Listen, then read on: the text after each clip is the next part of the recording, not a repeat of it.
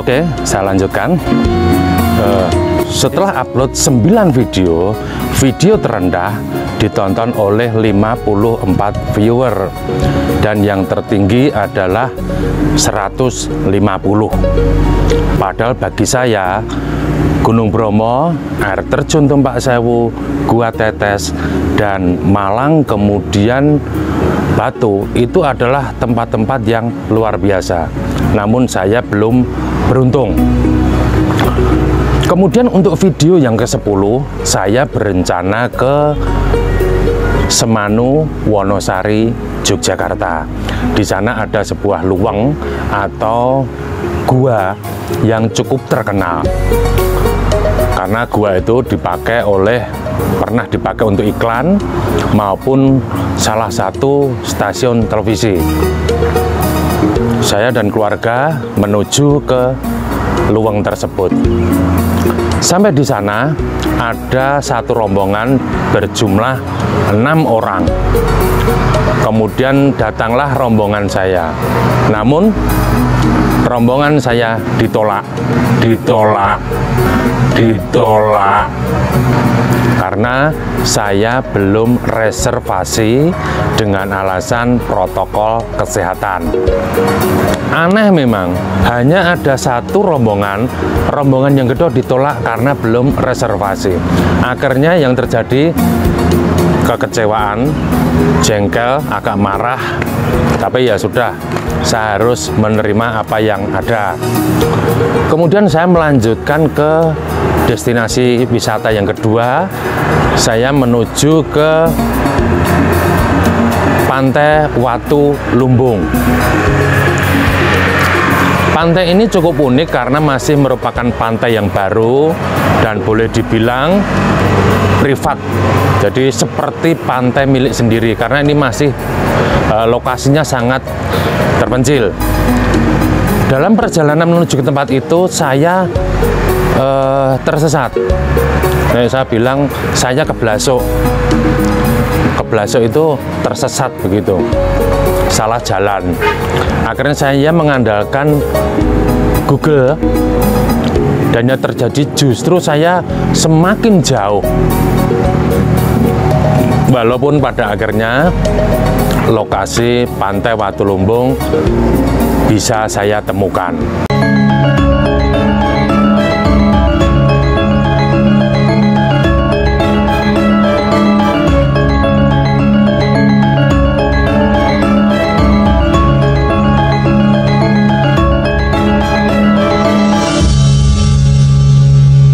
Bagi yang belum subscribe, silahkan tekan tombol subscribe dan aktifkan lonceng notifikasi karena satu subscribe sangat berarti bagi kami.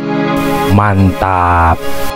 Kemudian setelah saya membuat video di Pantai Watu Lumbung, kondisi saya itu sudah capek, sudah lelah, drop, apalagi sudah pusing dan jengkelnya masih ada.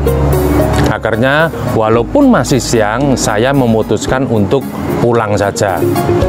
Namun waktu pulang saya memakai jalur yang berbeda dengan jalur berangkat. Ketika pulang saya lewat jalur Praji, kemudian nanti Wonogiri dan menuju Solo. Di tengah perjalanan saya melihat sebuah pembangunan jalan yang luar biasa. Pembangunan tersebut adalah jalan jalur lintas selatan. Disitulah saya dihadapkan dengan idealisme tentang konten saya.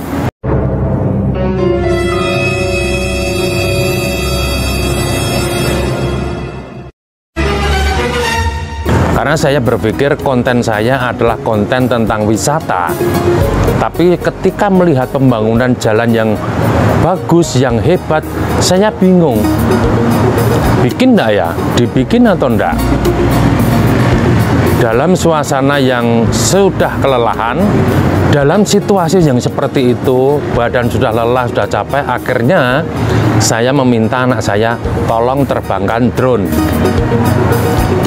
Ketika saya menoleh ke kiri, ke kanan, di situ tertulis Puskesmas Rongkop. Dibikinlah video tersebut, saya edit dengan pengetahuan yang minim, dengan durasi video yang pendek, hanya sekitar 5 menit.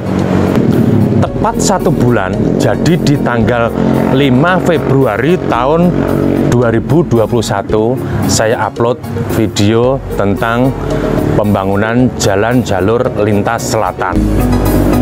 Padahal saya karena pengetahuan cukup minim, judulnya saya salah, jalur lingkar selatan. Namun yang terjadi setelah saya upload tanggal 5 Februari, saya kaget heran ketika saya melihat di analistik di YouTube Studio, pergerakan angka penonton dan jam tayang itu bergerak sangat cepat. Tidak hanya jam, tidak hanya menit, tapi dalam hitungan detik angka berputar terus. Ibaratnya itu seperti kita melihat kalau kita isi bensin di SPBU, angkanya itu berubahnya cepatnya seperti itu. Nah, 5 Februari upload, tanggal 10 Februari dari 90 subscriber berubah menjadi 2100. Dari 55 jam tayang berubah menjadi 5000 jam. Itu terjadi di hari yang ke-36. Dan video itu hari ini ketika saya membuat video ini tanggal 19 Juni sudah ditonton 477.000 viewer. Terima kasih. Dan setelah dimonetisasi, tempat ini jalur Cemoro Sewu Tawangmangu itu menduduki ranking yang kedua dengan penonton sejumlah 225.000 viewer. Jadi setelah 36 hari aturan yang dipakai oleh YouTube, saya sudah bisa mencapai. Kemudian saya mendaftarkan ke YouTube.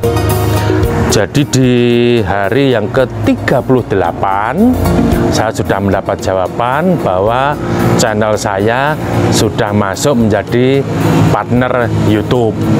Dan di hari yang ke-40, yaitu 15 Februari, akun AdSense saya sudah aktif.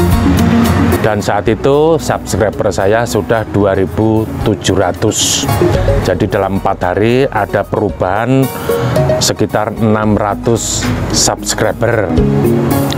Jadi di 15 Februari, tepatnya di hari yang ke-40, saya sudah di channel saya sudah muncul dolar. Bagi saya itu adalah pencapaian yang luar biasa karena saya memulai YouTube dari saya yang bukan siapa-siapa, saya bukan public figure, saya bukan artis, tapi saya sudah bisa mencapai dolar muncul di hari yang ke-40. Kemudian di tanggal 4 April saya mendapatkan email untuk verifikasi identitas, verifikasi alamat pembayaran, dan verifikasi nomor rekening. Setelah saya verifikasi, di situ kita harus menunggu antara 2 minggu sampai 4 minggu. Namun setelah saya tunggu sampai 4 minggu, surat cinta dari Google AdSense belum datang. Akhirnya tanggal 8 Mei, saya mendatangi kantor pos besar di Kota Solo.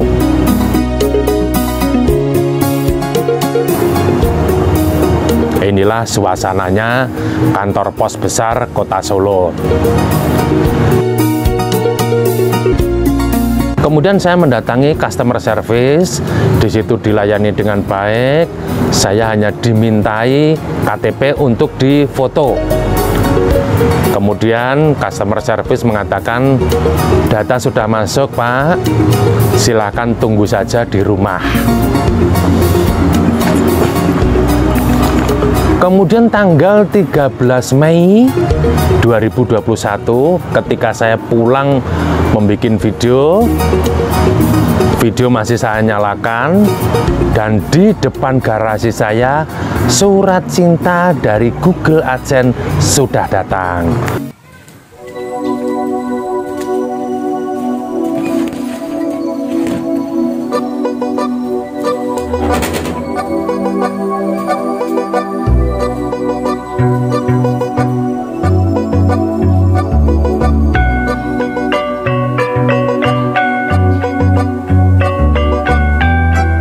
Di sini tuh senengnya bukan main, karena gini ya, surat cinta itu kan isinya PIN. Tanpa PIN itu semua perjuangan itu akan sia-sia. Ada yang berjuang 1 tahun, ada yang 2 tahun, ada yang 5 tahun, bahkan mungkin lebih tanpa memiliki PIN. YouTube Anda, video Anda nggak akan ada artinya.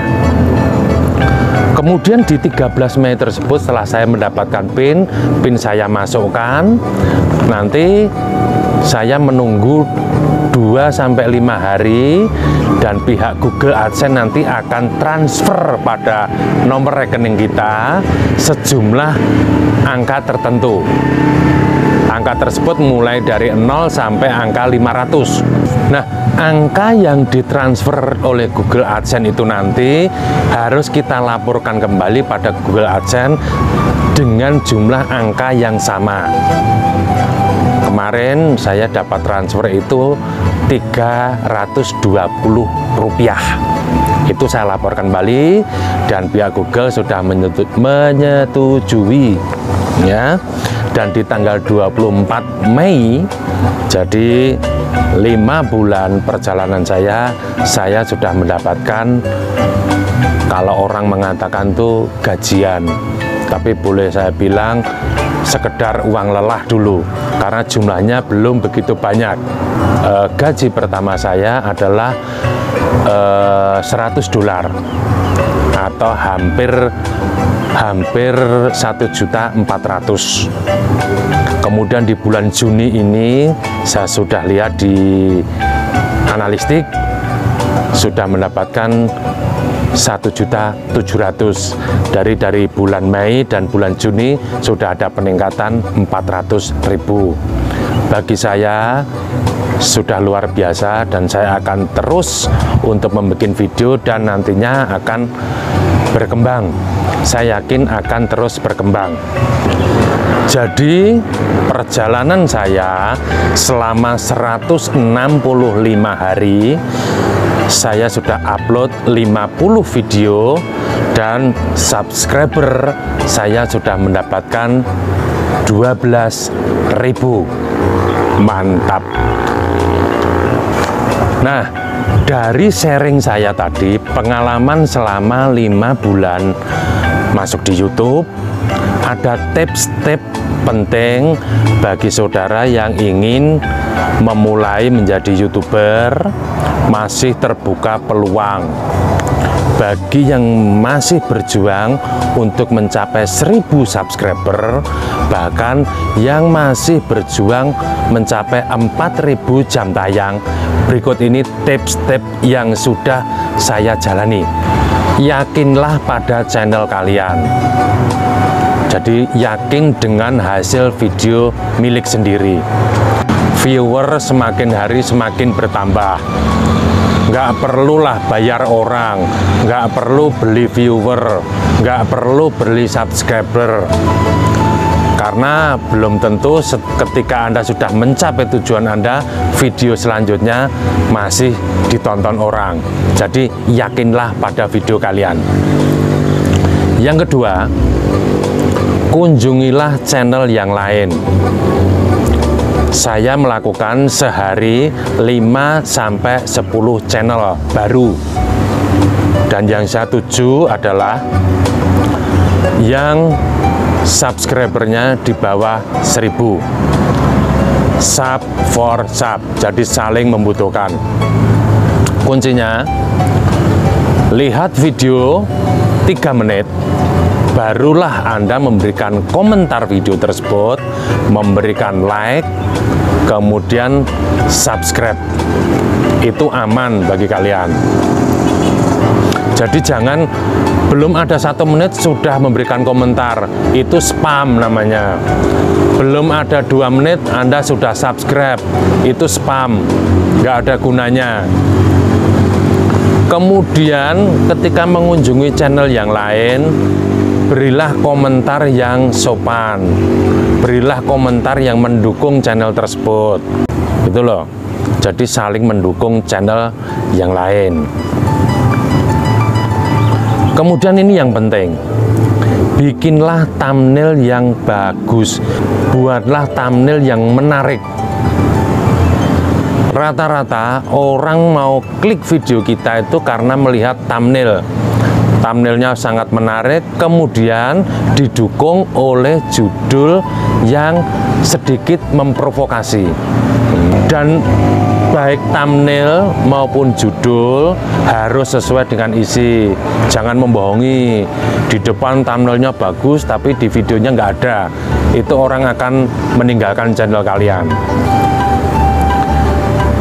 Kemudian bikinlah konten, bikinlah video itu punya ciri khas sendiri yang tidak sama dengan yang lain, sehingga ketika orang melihat thumbnail saja orang sudah tahu, oh ini channelnya dia, oh ini channelnya dia. Jadi ada ciri khas tersendiri. Seperti saya, ciri khasnya adalah thumbnail hampir sama semua, dan backsound saya usahakan backsoundnya yang etnik, jadi gamelan, keroncong, dan lain sebagainya. Dan saat ini juga sudah menjadi tren tentang musik gamelan. Jangan pelit ilmu, berbagilah pengalaman, berbagilah ilmu bagi yang lain. Kalau ada yang bertanya di komentar kalian, jawablah dengan jujur. Jadi saling berbagi itu nggak ada salahnya.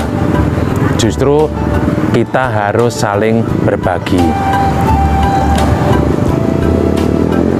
Jangan khawatir channel Anda ditiru, jangan khawatir konten Anda ditiru, karena Anda akan tetap berada di atas.